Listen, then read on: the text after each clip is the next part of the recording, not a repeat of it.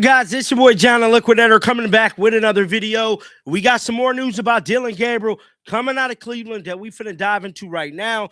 Let's get into this story, waste no time. So we all know Dillon Gabriel is going to be the talk of this offseason until training camp start, because he's the third man on the totem pole. It's no secret that Deshaun Watson and Shedeur Sanders finna be battling it out for this quarterback position, and potentially another quarterback could be heading into that same very room.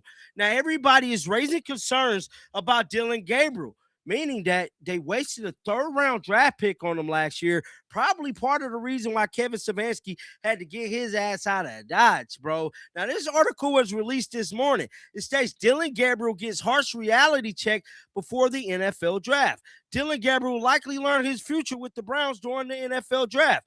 Now, that is because the Browns could potentially draft another quarterback, one being Ty Simpson. The Browns raised eyebrows when they selected Dillon Gabriel last year in the third round, a move that only became more puzzling when they circled back and took Shedeur Sanders at 144. Now, Gabriel was eventually given an opportunity to seize the starting job by Kevin Stefanski. We ultimately know that. He went 1-3 under veteran quarterback Joe Flacco. The rookie made 6 starts, going 1-5 while throwing only 937 yards with 7 touchdowns and 2 interceptions. Dillon Gabriel didn't even throw 1,000 yards when he got the chance to play. Y'all do understand that when y'all want to debate this stuff, right? Now, his momentum came to a halt in week 11 when he suffered a concussion, and I told y'all it wasn't just that damn concussion. It was them ticket prices dropping down to $5 to get in. Now, Dillon Gabriel in Browns plans. Gabriel remains on the roster and is in for the Browns plans for now. But that could soon change during the draft if the Browns go after another developmental quarterback in the later rounds who will likely sit behind Shedeur Sanders and Deshaun Watson on the depth chart, which means that they could be getting rid of Dillon Gabriel for another quarterback and trade him for a veteran wide receiver. That is something that could definitely be going down. Now, 92 The Fan opened up about Shedeur Sanders and the current state of these OTAs. Y'all know we got to listen to what word is on the street. Let's dive into it. Shout out to these guys. Let's roll. He's throwing the ball, boys. Ask Daryl about it. You had this weird dog and pony show about Dillon Gabriel, which Daryl took hell for. I was one of the people to give Daryl hell for it. Daryl ended up being right about it. I got the headphones off right now, so I don't even know what you're playing on the air. I want to talk to everybody basically flat out, is that I've been called a lot of things just because I don't want any of these other quarterbacks. And my issue is that I don't want them to go any further into the hole trying to dig out of this problem. That's my thing. I am desperately trying to get them, just how I see it, even though they ain't going to do what I tell them to do, on the right track. That's all I'm trying to get them to do. And I am reactionary and nasty even about all this, about all these other quarterbacks where all it's been is this parade of losers that we keep getting brought up that are somehow going to take this team and make them palatable in 2026. And I don't believe any of it. There are a couple of guys that I might be open-minded. I've gotten so tired of talking about these guys and hearing about, well, Kenny, Sam Darnold, Kenny, Baker Mayfield, Kenny, this guy and that guy. I go, yeah, they went to competent organizations. They went to teams that had some talent on offense. They could compete now. I didn't want to be as mean-spirited as I was yesterday, okay? I heard what Nick had said, and my one big disagreement, and we're just going to disagree about this. I'm not going to go any further. I'm not going to get nasty about it, all right? I love Nick. I love Jonathan. I mean that sincerely. Words get away from us at times. Mean-spiritedness gets away from it. It's time to make a point. What I disagree with the most, Daryl, is Nick thinks there's talent outside the quarterback room. I do not.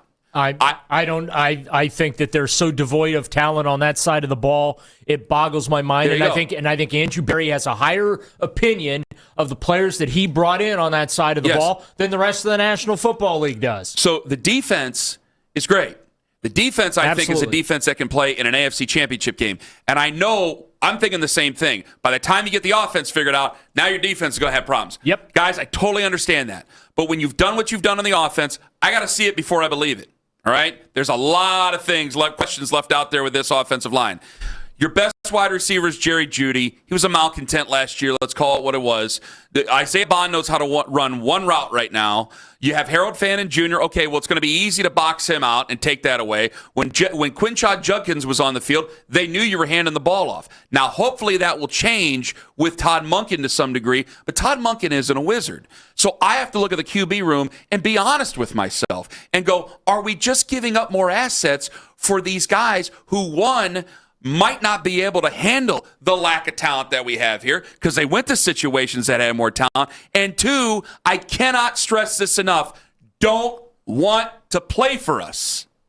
They don't want to do it. I'm already seeing it with the people on Twitter. Nate Copley, Ken, we've seen enough proof with all these other quarterbacks and all these systems. Yeah, and they don't want to play for you. They didn't want to be here. Kyler Murray, you weren't even a thought. Any of these other guys, Tua Tagovailoa, you weren't even a thought. You weren't even a consideration for Malik Willis. Nope. And we spent weeks arguing about Malik Willis. And every person reaches their point where I'm going, guys, we have to face the reality of the situation. It's gotten so crazy, I'm willing to, because I don't want to say nasty things about Ty Simpson. Personally, there's a lot of things to like, but I don't think that he would excel in this situation. And if we can get Ty on or we can get somebody from Alabama on, first question I'm going to ask him is, how do you convince me that you're the one that stops my losing of my mind slowly as a Browns fan? How are you the one to raise this organization up the prominence of what it should be for its fan base? And I think that a lot of people are thinking desperately about this because I got to put myself in this situation. I have a long memory, and I go back to 2021. If you guys were me, you'd be saying the same thing. If you guys were sitting there in October of 2021, and Daryl, you're jumping in. Lima would remember this. Owen definitely remembers this. And we're hearing some of the rumors about Houston.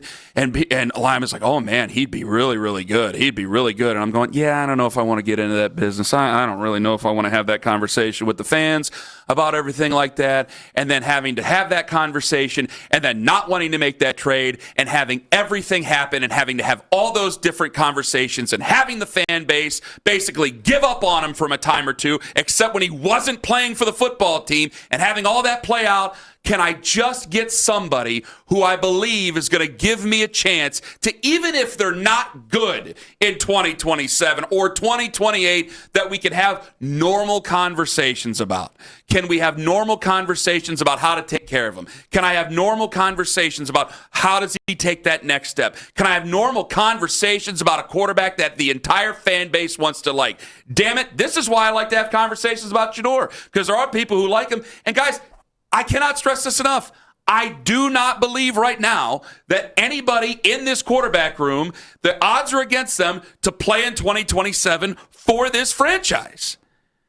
So I'm stuck, and I think we're stuck, and it's frustrating because I think I'm the only one seeing it. And I'm looking at the Eagles going, why would they take our number 6 overall pick and give up Jalen Hurts when they're in a Super Bowl window, a real Super Bowl window, not one we make fun of? And 1-1 with them. Yes. They're bringing back Landon Dickerson. What? But Tanner McKee's on. So what, Andy Dalton's going to lead them to the playoffs in the